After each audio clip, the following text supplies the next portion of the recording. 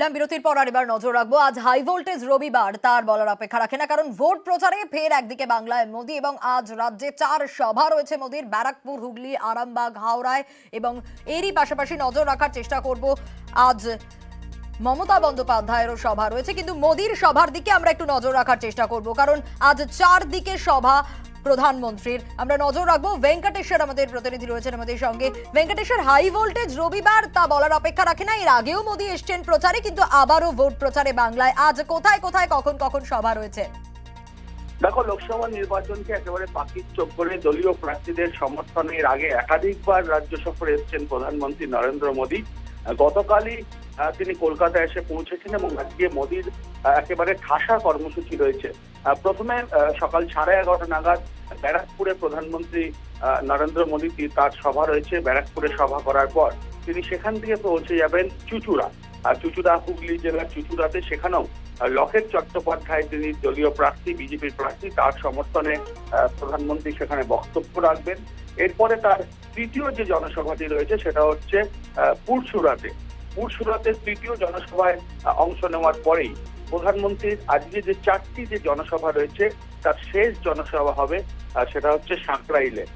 সেখান থেকে প্রধানমন্ত্রী একেবারে তার আজকের যে 4 কর্মসূচি সেটা শেষ করবেন। কিন্তু অত্যন্ত তাৎপর্যপূর্ণ, সাম্প্রতিককালে প্রধানমন্ত্রীর ঘন ঘন রাজ্য সফরে আসা, বিভিন্ন দলীয় প্রার্থীদের হয়ে প্রচার করা কার্যত কিন্তু নজিরবিহীন, এমনটাই কিন্তু মনে করছে রাজনৈতিক মহল। সেই জায়গায় দাঁড়িয়ে প্রধানমন্ত্রীর আগেও বঙ্গ সফরে এসে তার মুখে বারবারই শোনা গিয়েছে সন্দেশখালী প্রসঙ্গ। আজকে প্রধানমন্ত্রী 4র্থ দফা নির্বাচনের ঠিক আগের দিন প্রধানমন্ত্রী রাজ্য সফরে এসে তার বক্তব্যে কি বার্তা দেন বা শাসক দলের উদ্দেশ্যে কি বলেন, সেদিকে নজর রয়েছে রাজনৈতিক মহলের। বেশ, অবশ্যই নজর থাকবে কি বার্তা দেন আজ মোদী। ধন্যবাদ ভেঙ্কটেশ্বর।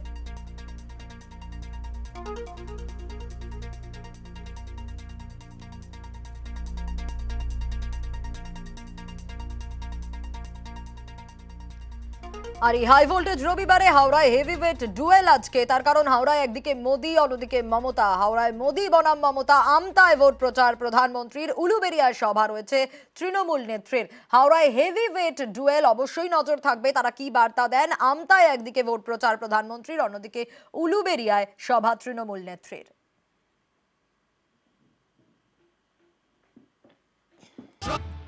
রাস্তার কাজে দুর্নীতির অভিযোগ, নিম্নমানের বন্ধ করে দিলেন কাউন্সিলররা।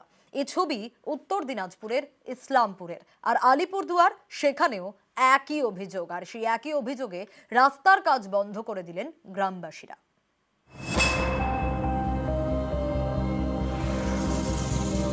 উত্তর দিনাজপুরের ইসলামপুর শহরের উপর দিয়ে গিয়েছে পুরনো 31 নম্বর জাতীয় সড়ক। এখন এই রাস্তার জাতীয় সড়ক নেই। রাস্তা দেখাশোনার দায়িত্বে পূর্ত দফতর। কয়েক মাস আগে রাস্তা সারানোর কাজ শুরু হয়। অভিযোগ, রাস্তা মেরামতির কাজে ব্যাপক দুর্নীতি হচ্ছে। এ নিয়ে ঠিকাদার সংস্থার বিরুদ্ধে সরব ইসলামপুরের একাধিক কাউন্সিলর। তাদের আপত্তিতে বন্ধ রাস্তা সারানোর কাজ।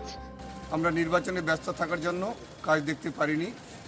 অনেক লোকের অভিযোগ কাজ ভালো হচ্ছে না, যেখানে 1.5 মিটার হওয়ার কথা কোথাও 1 মিটার, কোথাও 100 মিটার হচ্ছে। এরকম করে কাজটা খুব নিম্নমানের হচ্ছে এবং আমাদের মালগুলো তুলে নিয়ে গিয়ে জল দিয়ে ধুয়ে ওই মালই আবার গর্তে আনি ফেলে দিচ্ছে। 7 কিলোমিটার রাস্তা সারাই, প্রায় 24 কোটি টাকার টেন্ডার, সেখানেই দুর্নীতির অভিযোগ। এ নিয়ে মুখ খুলতে নারাজ ঠিকাদার সংস্থার কর্মী। আপনারা এস্টিমেট অনুযায়ী কাজ করছেন না, এরকম একটা অভিযোগ উঠেছে। কোন নিম্নমানের কাজ হয়নি, এত একটা টাকা বরাদ্দ করা হলো, সেখানে আপনারা এরকম কারচুপি করছেন, এর মানেটা কি? বলুন না ঠিক করে বলুন না, বলুন। আমি বলেছি যারা রেলিভেন্ট, যারা অ্যাসিস্ট্যান্ট ইঞ্জিনিয়ার্সরা আছেন, সেই আমাদের পৌরসভা এবং কাউন্সিলর মিলে দেখে নেবে যে অ্যাজ পার শিডিউল কাজ হচ্ছে কিনা। যদি অ্যাজ পার শিডিউল কাজ না হয় তাহলে এজেন্সিকে অ্যাজ পার শিডিউল কাজ করতে হবে। আলিপুরদুয়ারের শালকুমার, কয়েক মাস আগে গ্রামে পাকা রাস্তার কাজ শুরু হয়। গ্রামবাসীদের অভিযোগ, নিম্নমানের সামগ্রী দিয়ে রাস্তার কাজ হচ্ছে। গ্রামে সরকারি প্রকল্পের বোর্ডও টাঙানো হয়নি। এ নিয়ে শনিবার বিক্ষোভ দেখান গ্রামবাসীরা। বিক্ষোভের জেরে বন্ধ রাস্তা সারানোর কাজ। 2 কিলোমিটার না 2.5 কিলোমিটার আমরা কিছুই যাই না, ওখানে বোর্ড টোট কিছুই ঝুলানো হয়নি। হ্যাঁ, তখন টাকার বাজেট শুনতেছি 2,58,00,000। এখন 2,58,00,000 না 2.5 কোটি না 5 কোটি, আমরা কিছুই জানি না।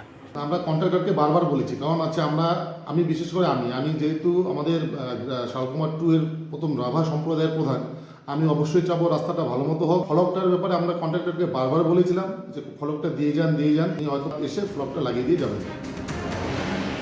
চঞ্চল মোদক এবং রাজকুমার কর্মকার, নিউজ 18 বাংলা। হাতি করিডোরে আবর্জনার স্তূপ দেখে মনে হবে যেন ডাম্পিং গ্রাউন্ড। পরিবেশ প্রেমীদের দাবি, এই আবর্জনা যাচ্ছে বন্যপ্রাণীদের পেটে, আর এতেই বন্যপ্রাণীদের মৃত্যুর আশঙ্কা বাড়ছে।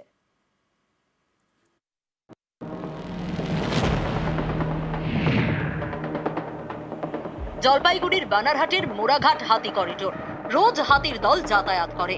সেই হাতি করিডোরেই ফেলা হচ্ছে আবর্জনা, জায়গায় জায়গায় আবর্জনার স্তূপ।